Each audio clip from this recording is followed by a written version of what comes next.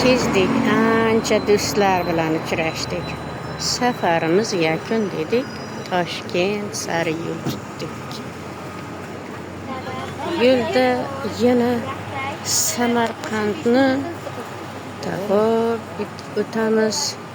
Allohimdan xayr so'rab yo'lda davom etamiz.